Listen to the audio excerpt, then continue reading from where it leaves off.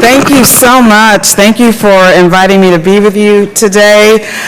Thank you for caring about our country and caring about our democracy and caring about our children and caring about our history and all that we have inherited and the consequences of that history. It is overwhelming to contemplate what we are facing as a society, and yet we must for our survival. In my own world, I would never have imagined that my latest book, Caste, the Origins of Our Discontent, which seeks to tell some of the history of our country, would be in the middle of a federal case involving a rural county in Texas where officials, some of whom did not even have library cards, chose to shut down the libraries, take over the library board, and order the removal of books, including my own Caste, the Origins of Discontent. That a federal judge would then order that county to reinstate the books, but that the county would appeal that ruling rather than to restore them, and would consider shutting down the entire library system. That is going on right now. Who would have thought that authors and librarians and teachers would be on the front lines of democracy itself? And yet that is exactly where we find ourselves today. Who would have thought that one of the United States of America, in our own country, one of those states would actually propose that the death penalty for women, if they choose to make a decision about whether to bear a child or not. This is not a moral conversation that I'm trying to have. I'm merely saying the death penalty is the most extreme possible penalty for anything a person might do. Who would have thought that insurrectionists would break into the citadel of democracy itself just a few miles from here? In recent times, it's not been unusual to hear people say something along the lines of, "This is not my country," or "I don't recognize my country," or "This is not what America stands for." And whenever I hear that, I am reminded that tragically not enough of us have had the chance to know our country's true history.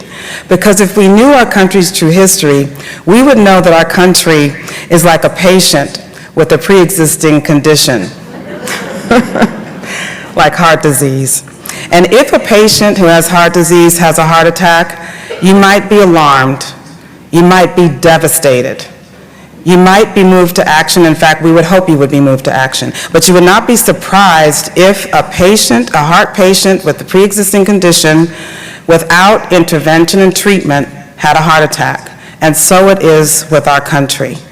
Now, my mission has been to use the power of language and of narrative to change the way we see ourselves in our country. And so for that reason, I spent all these years working on The Warmth of the Suns, which is my first book, and I spent 15 years on it. I didn't plan to spend 15 years on it. I would never have embarked upon it if I knew it was going to take me 15 years. I often say if it were a human being, it would be in high school and dating. That's how long it took me to write that book. What would you spend 15 years on? Why would you spend 15 years on any one thing?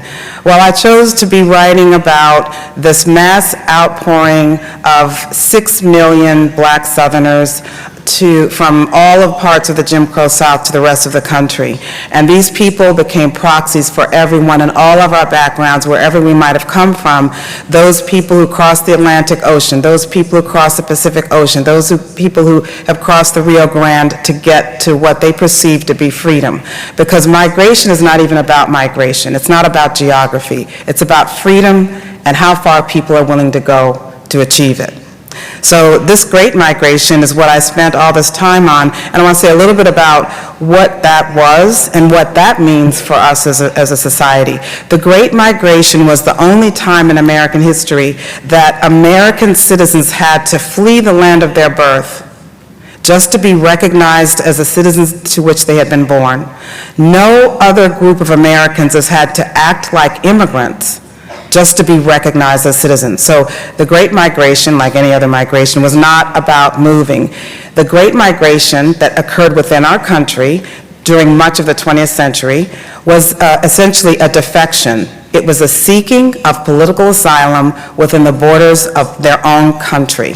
They were defecting a caste system, and that was a world that was so arcane that was actually against the law for a black person and a white person to merely play checkers together in Birmingham. You could go to jail if you were caught playing checkers with a person of a different race. That means that someone must have seen people playing checkers in some town square, and maybe the wrong person was winning or they were having too good of a time, but whatever it was this person saw, they felt that the entire foundation of Southern civilization was in peril, and took the time to write that down as a law. That caste system of the Jim Crow South was so extreme that there was actually a black Bible in courtrooms throughout the South. There was actually a black Bible and an altogether separate white Bible to swear to tell the truth on in court. That means that the same sacred object could not be touched by hands of different races. That means that the very word of God was segregated in the Jim Crow South.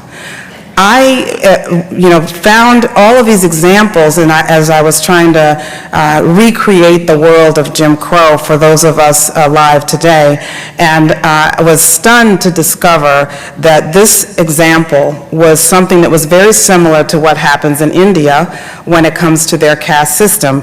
One of the pillars of caste is considered to be purity versus pollution, the idea that certain things, that there has to be a division between those who've been assigned to the top and those assigned to the bottom, and they cannot interact, they cannot, they literally are not to touch one another, that the things that are touched by those who are at the very bottom of that hierarchy pollute those things, and thus those who are assigned to the top would be polluted if they were to interact with them. And this is an extreme example when you think of it, the Bible itself.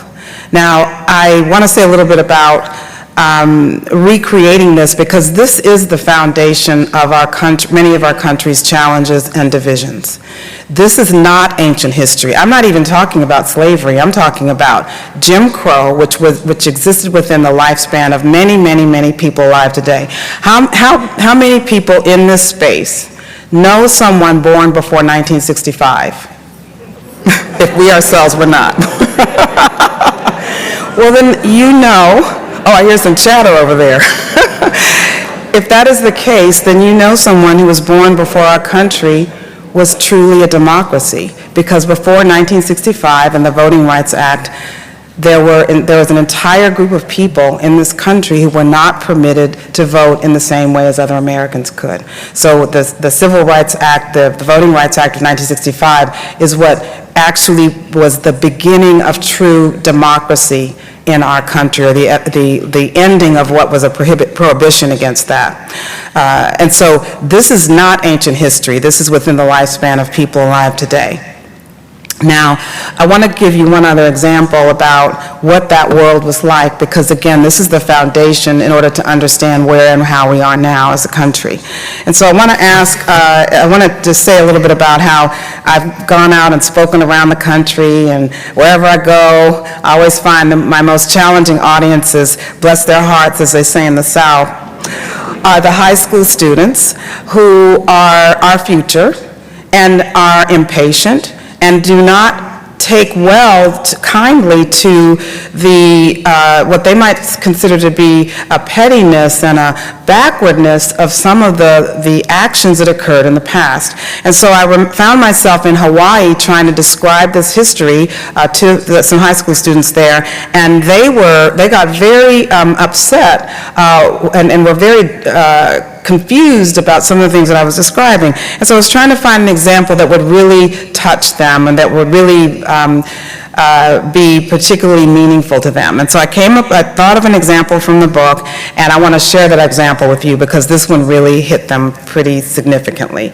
But before I tell you what it was, what this rule and protocol was, I would like to see if those of you in this audience who would feel comfortable raising your hand, if you can if you can recall that you might have done what I'm about to describe, if you've done it in the last month. Now, what I'm asking is not against the law. I would never ask in a public setting, would you raise your hand to something that's against the law?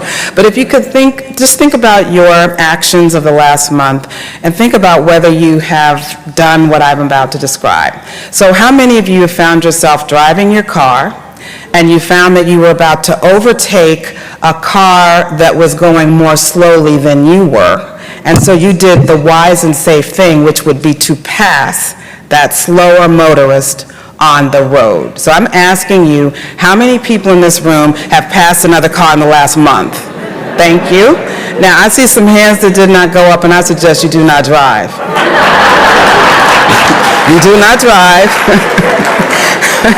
Because it's nearly impossible to be driving your car and not pass another car on the road. I mean, you almost do it without thinking because it is the natural and safe thing to do, and you recognize that you've done it a million times. And of course, the cars practically do it for you, and cars of the future will do that for us. And so it's a natural and a most safe thing to do. But had you been African American in the Jim Crow South into the late 1960s, particularly in the isolated precincts of the rural South, it was actually against the law and against protocol for an African American motorist to pass a white motorist on the road, no matter how slowly that person was going. Now, I would suggest that given that that is a natural thing to do, you almost can't stop yourself from doing it because it is the safer thing to do, that could account for a couple million people at least thinking about leaving the Jim Crow South. But when I told this to the students in Hawaii, they were having none of it. They got so agitated, and I asked them in the back, I said, what is it that you all are saying back there? And one student said, he said, well, I would have honked.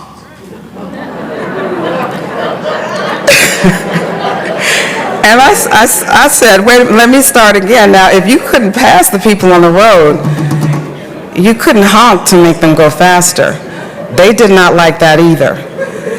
So they've talked among themselves again. Another one raised his hand and said, well, I would have tailgated. I wouldn't have made any noise, but I would have tailgated to let them know they needed to go faster. And I said, if you couldn't pass the people on the road, and if you couldn't honk to make them go faster, you couldn't tailgate either. You had to stay in your place. That's what it means to be in a caste system a caste system is an artificial, arbitrary, graded ranking of human value in which everything that a person could or could not do based on whatever the metric is in that particular hierarchy is based upon, and the Jim Crow hierarchy was based upon what you look like and what that identity was perceived to be. So I said, no, you couldn't pass the people on the road, you could not honk to make them go faster, and you could not tailgate either. At that point, they said, another one raised his hand, and he said, well, I would have left then. I said, well, that is what 6 million people chose to do, rather than to live under the restrictions that I must emphasize were a matter of life and death in the Jim Crow system. That this was not, we chuckle at it now because of the absurdity, the seeming absurdity, but these were matters of life and death. Any breach of this caste system could literally mean a person's life, to such a degree that in the Jim Crow South, in the first 4 decades of the 20th century, an African American was lynched for some perceived breach of this caste system, whether it was any number of things, whether not stepping off the sidewalk fast enough, not tipping one's hat, any number of things could literally mean, be a matter of life and death for people. Now, the book that I decided to write to explore this even more is Caste, and it's not a book that I wished to write. It was not something that I wanted to delve into. It was something that demanded to be written in the era that we found ourselves in. And then when it came out, it came out in 2020, a year when no writer would want to release a book. Thank you. And one of the reasons is because you couldn't even go outside and talk about it. You couldn't go into a library, you couldn't go into a bookstore, you couldn't go anywhere. And then on top of that, when we were doing these events on Zoom, we all have done Zooms. I remember one of the very first events that I did, one of the moderators said, he said, we've been through so much as a nation. This came out in August of 2020. We're in the midst of this global pandemic. We're in the midst of the upheavals over what happened to George Floyd. We're in the midst of this presidential campaign, this fraught presidential campaign, and then in August you drop Caste on us. And I said to him, just as good-naturedly back to him as he said to me, I said, I didn't drop Caste on anyone. Caste is with us whether we recognize it or not. Caste is working within our society whether we name it or not, so we might as well understand the infrastructure of what we've inherited as a people.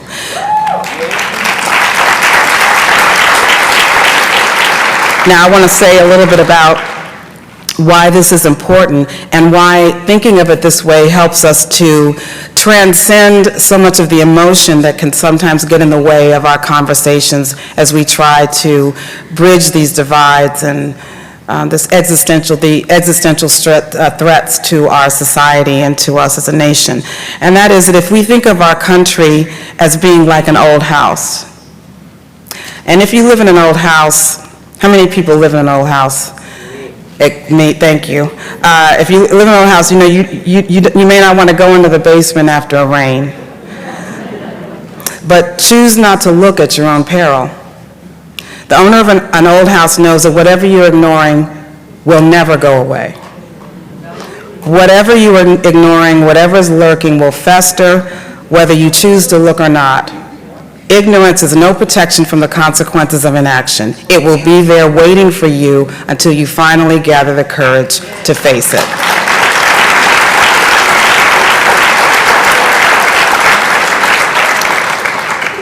And so I want to focus again on this idea of the divisions that we have inherited as a nation. Not one of us was here when this house was built. A lot of people would say, you know, I had nothing to do with the enslavement, I had nothing to do with the genocide of indigenous people, I had nothing to do with the sins of the past. My ancestors never participated in any of these things. Of course, none of us alive did these things. Not one of us was here when this house was built. Our immediate ancestors may have had nothing to do with it. But here we are, the current occupants of a property with stress cracks and bowed walls and fissures built into the foundation. We are the heirs to whatever is right or wrong with it. We did not erect these uneven pillars and joists and beams. We did not install the frayed wiring and the corroded pipes. But they are ours to deal with now. And any further deterioration is on us. It is on us.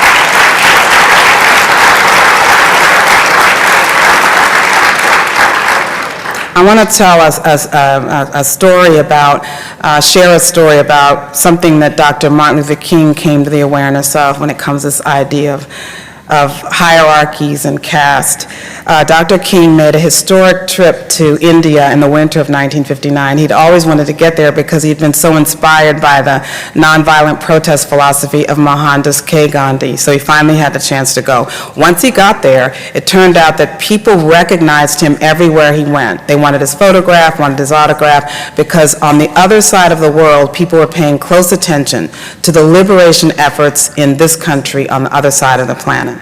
And at one point he wanted to go to the southern part of the country so that he could talk with people and meet with people who were from the group known as untouchables. These are the people who were assigned at the very bottom of the caste system of India. They were so far from the bottom, at the bottom of the caste system, that they were viewed as people who could not be touched, literally why they're called untouchables, now called Dalits. They could not be seen in the same vicinity. Even their shadow was seen as impure and polluting. And he wanted to visit with people who were from that group. And so he made a visit to the southern part of the country, and he visited a school, a high school, that was populated by young people, by students who were from the untouchable community. community. And so when he arrived, the principal was so excited to be greeting this dignitary from the United States, brought Dr. King out to meet the students, and he said to the students in introducing Dr. King, he said, "Young people, I wish to introduce you to a fellow untouchable from the United States of America." When Dr. King heard that language, he bristled at it. He was in fact peeved. He didn't see himself in the language of untouchability and being at the bottom of a caste system. He'd had dinner with the prime minister. He didn't see himself in that way. But then he thought about it. He thought about what at that moment was 20 million black people who were being excluded from the body politic, being excluded from the ability to vote, being excluded as to the schools they could go to, the work that they could do, where they could live, excluded in every sphere of life, and that their efforts to be recognized as citizens, their efforts to experience the rights and privileges of citizenship were being met with tremendous hostility, resentment, and violence. And so he thought about it and he said to himself, I am an untouchable. And every black person in the United States is an untouchable too. Dr. King came to the recognition about this, the applicability of a concept that most of us would never think to apply to ourselves in this country, because those who knew best what a caste system was, those who were at the very bottom of the caste system of India, instantly recognized caste when they saw it, instantly knew who fit where in the caste system, and they connected their system of hierarchy to our own. Caste is not a word, of course, usually applied to our country, but as I had said before, it is essentially an artificial, arbitrary, graded ranking of human value in a society. And any society that has extreme hierarchy could use any number of metrics in order to divide and rank people. They could use such things as ethnicity, religion, language, place of origin, anything at all, because it's arbitrary to begin with. In our country, the metric that the colonists chose to use, long before there was a United States of America, but the metric that the colonists chose to use to divide and to rank people, to determine who would be slave or free, who would have rights or no rights, not even over their own bodies, who could profit from the labor extracted from others, or who could be reduced to a commodity, who could be bought, who could be sold, who could be won in a bet, who could be given away as a wedding present. The colonists chose to use the arbitrary metric that we have now come to recognize as race. This is a fairly new concept. It sounds like it's been with us forever. Color is a fact, but race is a social construct, meaning assigning value, assigning meaning, cordoning off people on the basis of what they look like. That is a fairly new concept that only goes back to the time of slavery, the transatlantic slave trade. And what that means the colonists did is that they took otherwise neutral physical characteristics that should have no meaning other than the beautiful range of physical manifestation within the species. And they chose to take those random, arbitrary characteristics and to assign a value to them and to assign an inherited role to people on the basis of what they look like in a hierarchy before there was even a United States of America. And thus that became the foundation of the divisions that we are living with to this day. Now, when we think about what we have experienced in just the last few years, particularly when it comes to the recorded images of violence to ordinary people that have become part of the American diet, shockingly. When you think about what happened 3 years ago with what happened to George Floyd. Now, this is not to talk about all that happened with George Floyd, but just to put in context, what does this mean we have been exposed to as Americans? We have to come to the recognition of and somehow explain to succeeding generations, how is it that we in our era, we in this country, have actually seen things that most human beings who've ever lived have not seen unless they're on the battlefield or an emergency room. Think about what we have been exposed to as a nation. We actually saw a human being, a member of our species, killed before our very eyes. No one to help him, no one to save him, his humanity stripped from him, his life taken from him, and we saw that recorded and to go out to the rest of the world. And over what? It turned out that at the trial of the man who clearly is responsible for taking his life, at that trial it turned out that this man had been accused of having attempted to pass a counterfeit $20 bill, which we learned at that trial was not even an arrestable offense. It was considered an infraction that was handled with a court date, a citation and a court date, which means that it's like a ticket. That means that George Floyd should be alive today. And then just 7 months after that, we saw a different manifestation of the ways in which hierarchy works in our country. And that is, we saw the citadel of democracy itself, our United States Capitol just down the road, overrun and overtaken by insurrectionists, unimaginable. In our era, we are tasked with having to explain to succeeding generations how this could happen. How is it that people could rampage through Statuary Hall, ransack the belongings of lawmakers, attack police officers, leading to the deaths of half a dozen officers? How is it that we could see this unfold in our era?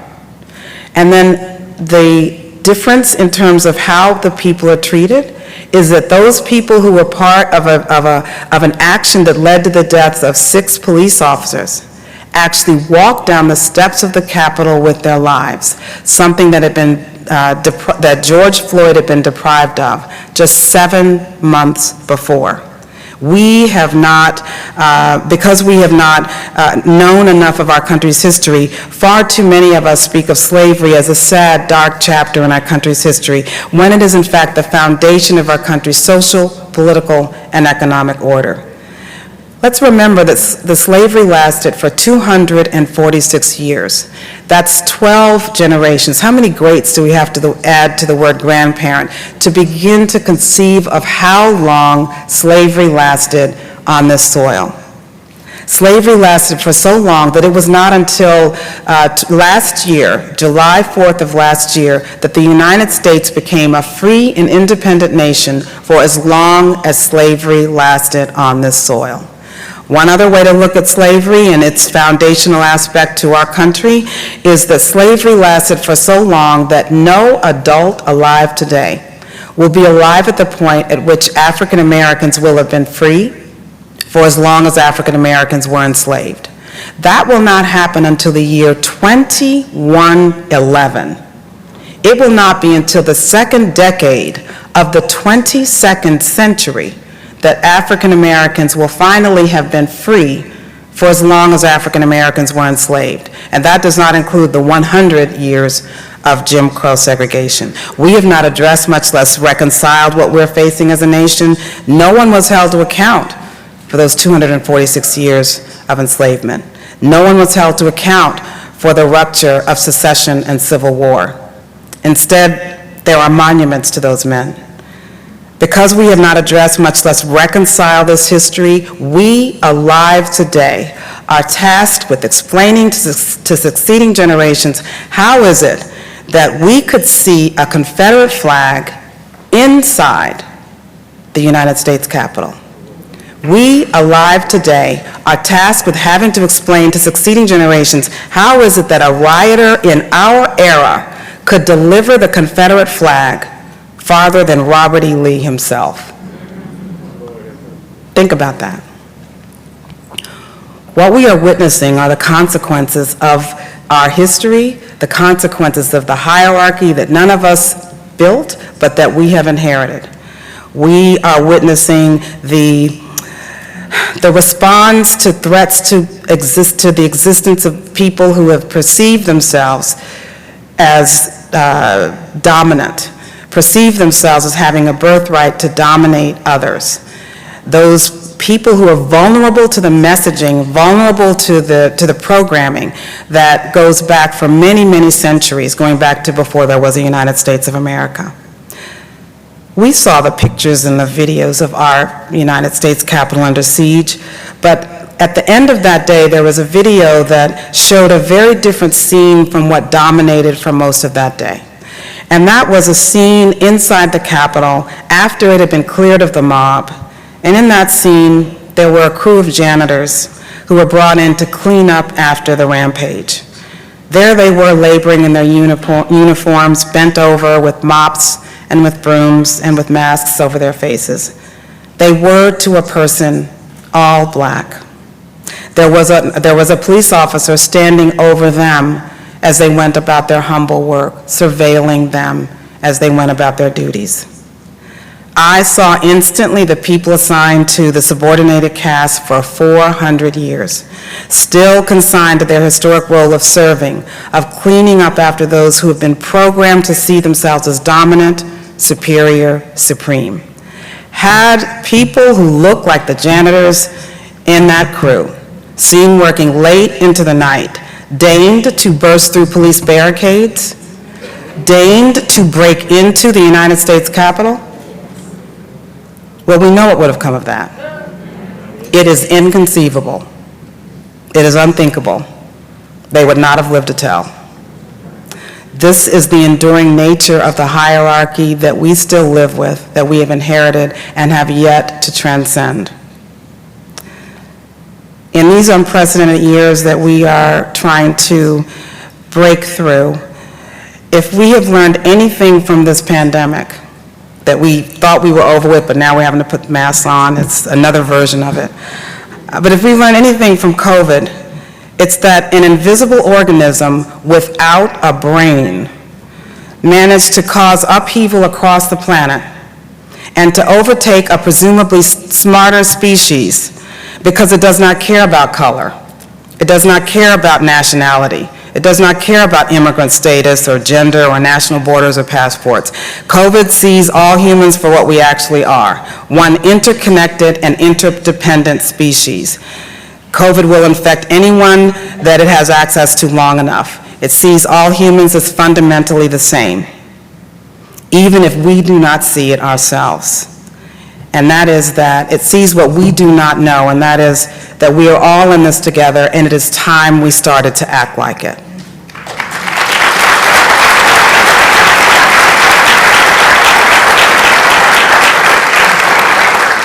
The circumstances of our era call upon us to heed the words and actions of possibly the smartest man who ever lived, Albert Einstein.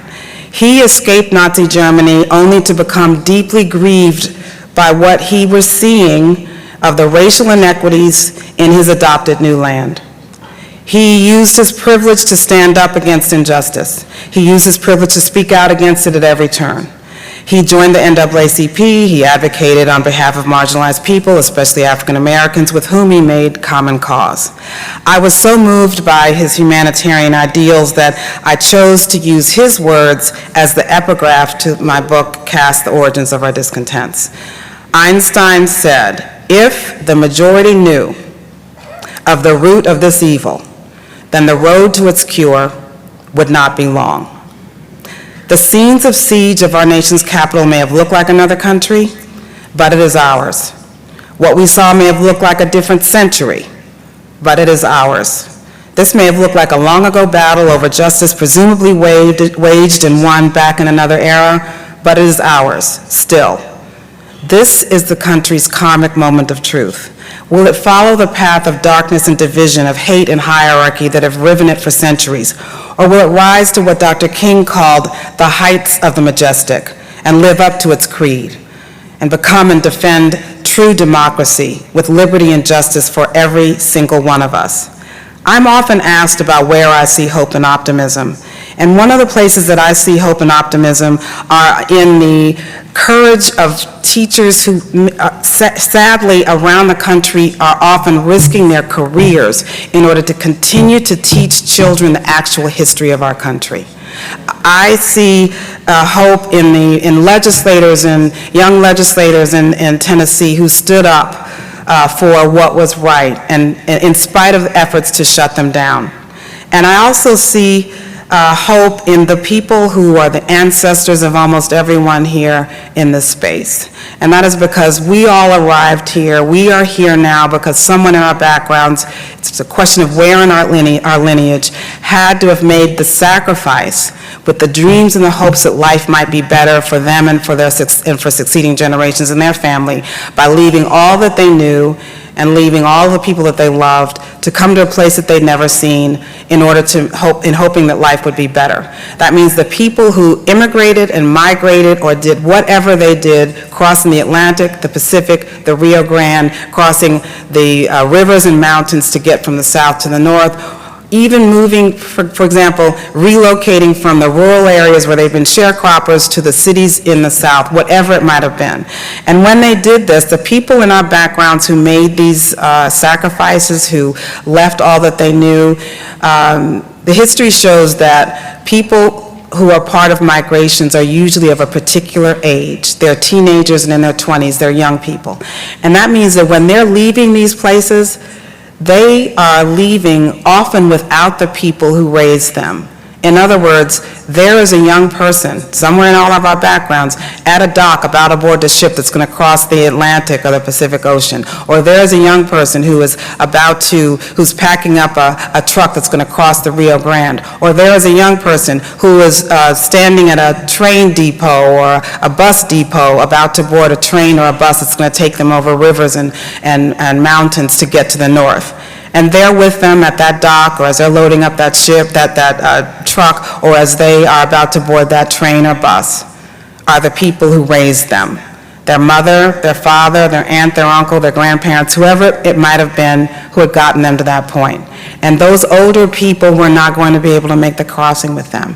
That means that in all of our backgrounds, there's someone who had to look into the eyes of the people who raised them and not know if they would ever see them alive again. Remember, there's no Skype, no Zoom, no texting, none of that, not even reliable long-distance telephone service, and it wouldn't have mattered for many of them because many of them did not even have telephones. This was going to be a complete break from all that they knew and all of the people that they loved. And the next thing that they might hear of the people who raised them might be a telegram saying, your father has passed away, or your mother is very, very ill, you must return home quickly if you're to see her alive again. That is the nature of the sacrifice that had to have happened in all of our backgrounds. Remember, on both sides of that departure, just for us to be here. And I believe that they did not make that sacrifice to see that succeeding generations would be facing the things that we are facing now. I'm inspired by the quiet bravery and power of the people, the ancestors who did this. I'm inspired by the fact that many of these people were people who had absolutely nothing, and that their actions ended up changing a country, particularly in the Great Migration. One person added to another person, added to another person, multiplied by millions, was able to do what the powers that be North and South could not do, what a president of the United States, Abraham Lincoln, could not do. They were actually able to free themselves and to help free this country by putting so much pressure on it that it had to face the challenges that were facing it, and along with the civil rights movement, those who stayed together, that's what it took in order to change the country and to change the laws finally. So I'd like to leave you with the words of Richard Wright, who was one of those young people who left the Jim Crow South at the migration age of 19 in 1927. He was from Mississippi. He migrated from Mississippi on to Memphis and then on to Chicago. We honor him this time of year because his birthday was September 4th, just a week ago. And he wrote these words as a whisper, as a prayer, as a reminder to all of us that whatever our task is before us right now, that there is more power that we have within us than we may realize. And he wrote, I was leaving the South to fling myself into the unknown.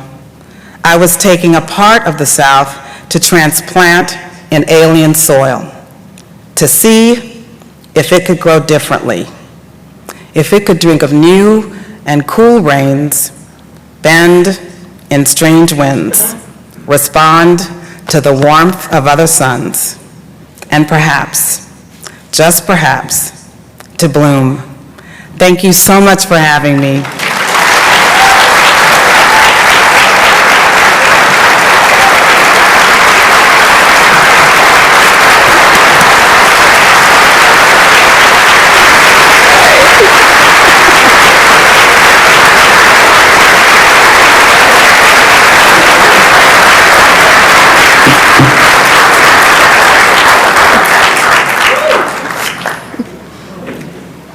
Ms. Wilkerson has so graciously offered to take questions for our audience. We have microphones here in the venue. Please, as you ask your question, share where you're from and what program you're with.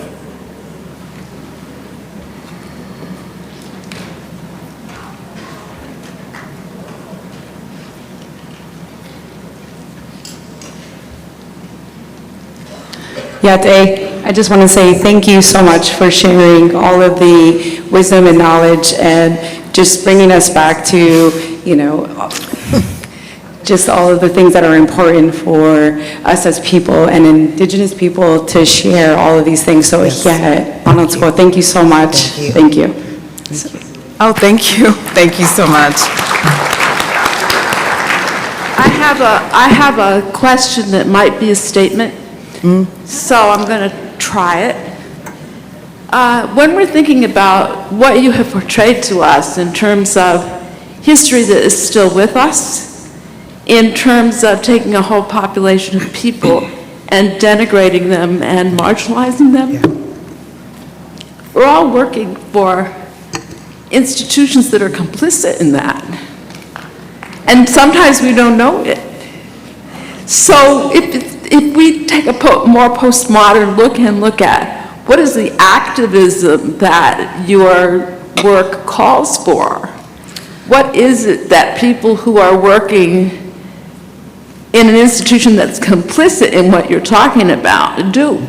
What is the action that can be taken to turn some things around? Well, that is the main question, and there's not a single answer to that because this is a very, very old house that we've inherited, and it is not just one system, it's multiple systems. It's not just one, it's multiple ones. One thing I want to make sure I say is that it is certainly not the responsibility of those who have been targeted by this caste system to solve it.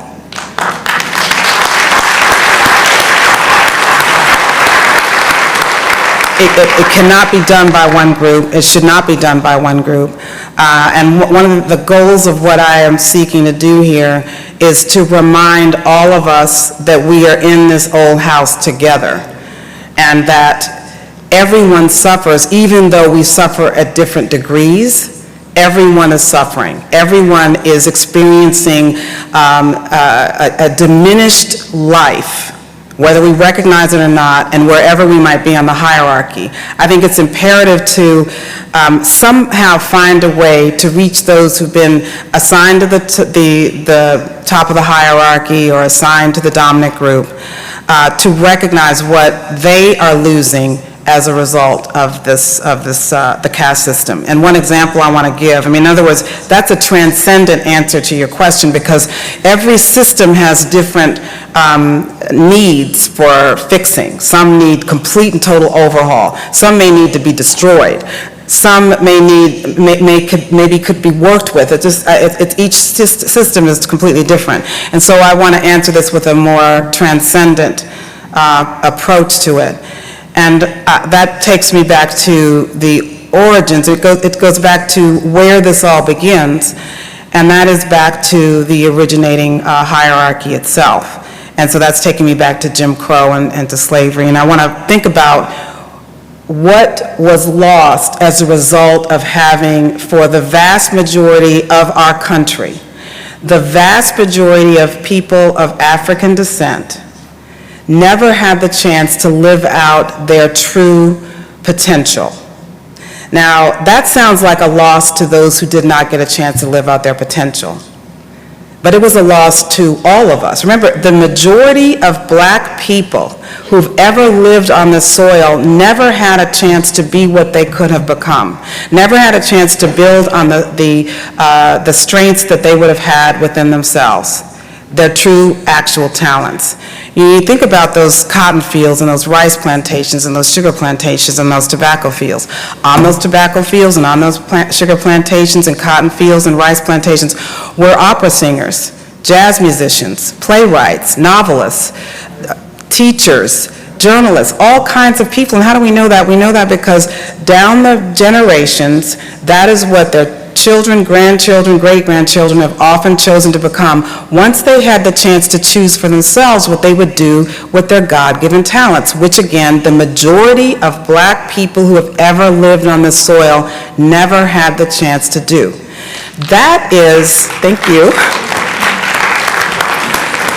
that is an existential loss, not just for them, which is massive, can never be retrieved, they can never be repaid, they can never get back that time and the talents that were within them. That is a loss beyond imagining. But it's also a loss to the country. Where might we be had, for all of these generations, we'd been able to make the most of the talent within our society? That is a larger question. That is a larger question. And I am just urging everyone to recognize what we are losing. I don't have a 12-point plan.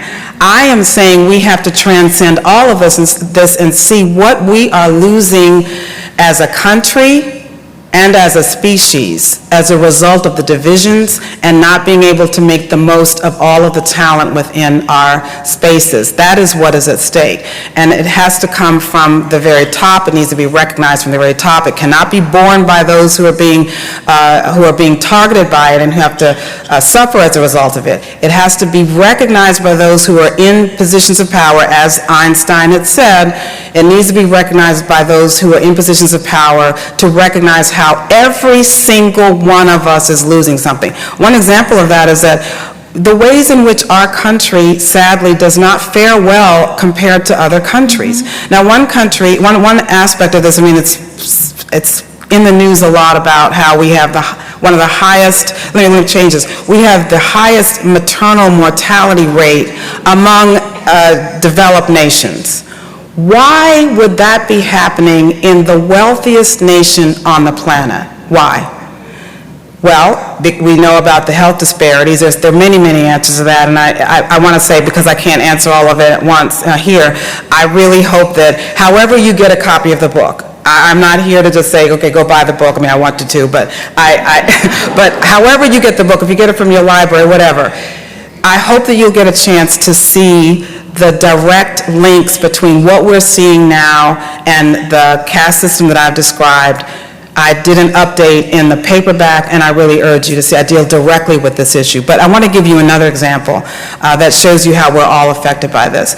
And that is that because of these divisions, and because of the fears that if those at the bottom get something, then that means that they're getting something that they don't deserve, that they're not working hard enough. All of the stereotypes play into who is seen as deserving of what in our society. So the efforts to make sure that certain people don't get things means nobody gets certain things.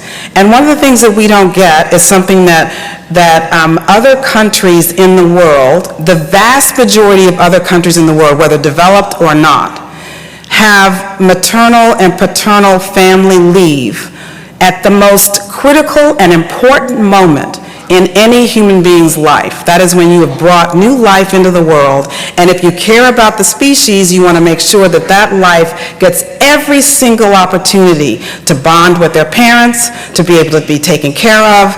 And other nations, the majority of nations on the planet recognize that. They have parental leave that is automatic, and often as much as 6 months. We can't even conceive of that in this country.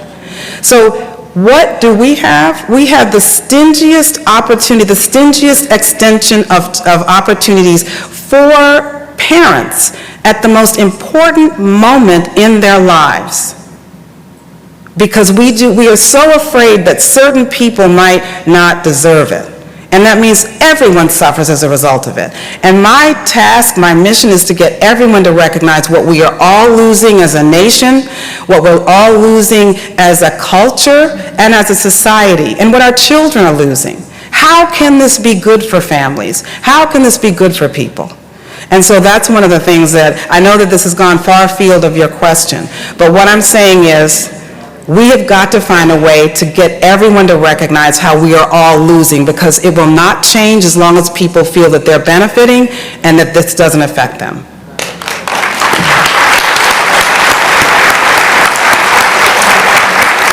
Michelle Danvers-Faust, Bronx Community College Trio Pre-Collegiate Programs. As I sat here listening to you, I just kept thinking, where did she get the courage? So my question for you, because, you know, Howard alum, I know that came from going to that nice HBCU, right? But my main question is, it's very brave what you're doing, right? What advice would you give to those of us, the old heads, as well as the newer kids coming up, to tell their story, because a lot of them have stories. And I know working with my kids, a lot of them want to tell their stories. So what advice would you give to us, to give to our kids, to tell them that you can't tell your story because they're trying to cut us down. They're trying to silence us. So what advice would you give us in terms of going back to our communities and encouraging our youth to tell their stories and to not be silenced? Well, I think, first of all, we have had ample evidence that our very survival depends on it. We don't have an option. There is no option. We have seen decisions and policies that people could never have imagined. What I'm saying is not a political statement. It's just the fact. The fact of the matter is, we have had changes to policies that have been in place for 50 years. Roe v. Wade over. Affirmative action overturned. Books are being banned. This is, my perspective is always one that's more spiritual. I'm not interested in, in politics in that way. I take a larger view, as you can see. I don't have a 10-point plan. I take a larger view. I take an existential view. I actually have stopped even using, I try not to use the word people anymore. I just say species. Because species reminds you that we are one, whether we recognize it or not, and that we are one with the planet. We're dependent upon this planet. And so what I'm saying is, I don't think we have a choice. There is no option. If you do not act, then you're part of the problem. And the problem is not going to get solved on its own. That's what I would say. Thank you. Jeff Caldwell, Dallas College Trio Programs. How do you define, or how does the American caste system, as you define it, particularly impact the low-income students who strive to be the first in their family to graduate from college, regardless of where they fall within the system? Well, I think that one of the most toxic phrases that can embed itself in the subconscious of people who are seeking to rise is the idea of imposter syndrome. I think we need to strike that. I think we should stop using that term. There's no such thing as that, and that's one of the, there are many, many ways in which when one is entering a space where you're told you don't belong, where you're told you are insufficient, that you're not prepared, that people like you are not in spaces such as that. There's enough that people are having to do to bolster themselves, to build themselves up, and to get the confidence in order to just walk into these spaces. And I would hope that there would be additional support for people, but not just that, but just watching our language and banishing that phrase, for example, because I think that's one of the ways that the artificial divisions that we have inherited that put people in slots, that's what a caste system does. I want to just say one thing about caste with the word as caste. When you think about caste as the apparatus that goes on an arm or a leg that holds broken bones together, it's to fuse and keep them in a fixed place. Caste. You think about the cast of a play where there's someone, a stage, and there's someone stage right and stage left, and someone in the foreground and the background. And if there's someone who's expected to, assigned to be in the foreground the whole time as the lead, and if someone who's in the background comes up and they are speaking the lines of someone who's seen as being in the lead, everyone on that stage is saying, wait a minute, that person's not supposed to be saying that. That person's supposed to be back here. And that, I think, is the biggest challenge. That's the way that caste works itself into our everyday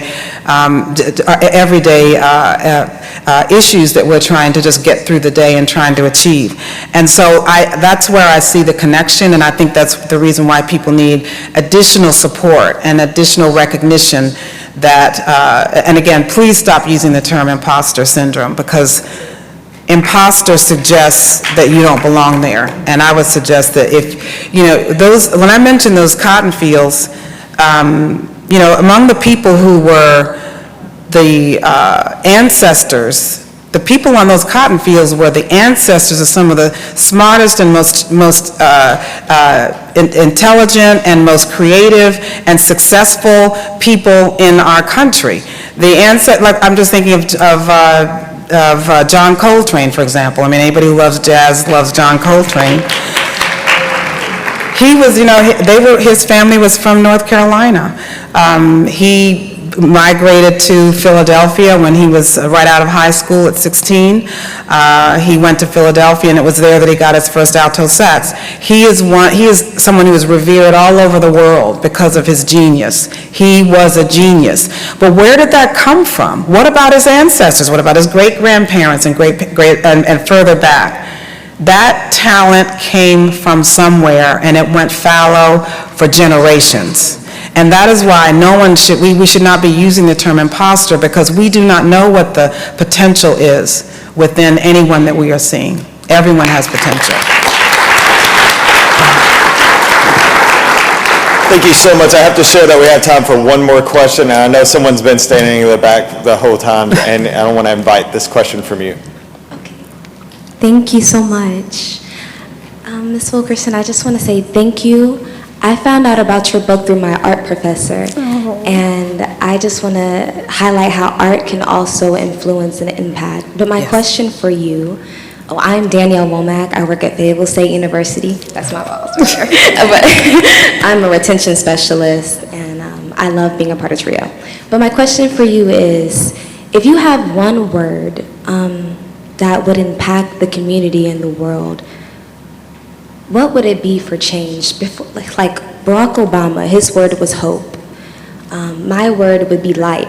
If you had one word that could influence a people, a generation, what do you think it would be? I don't even have to pause. It would be love. That's the only word, love.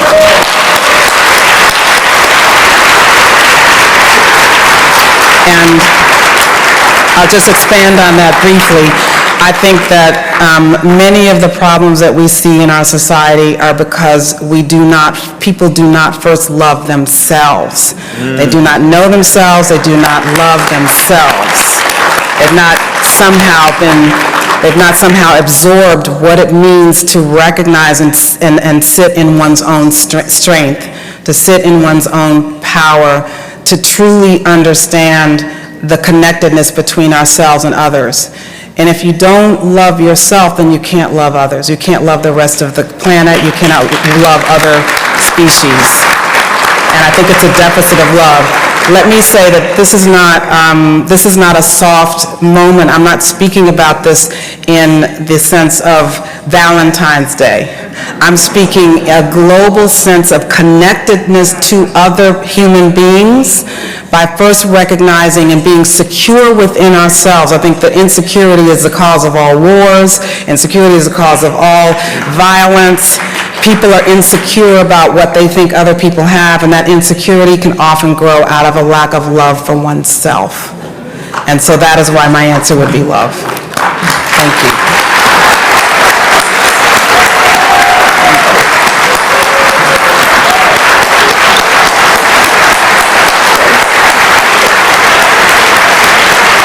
Thank you so much. Thank you.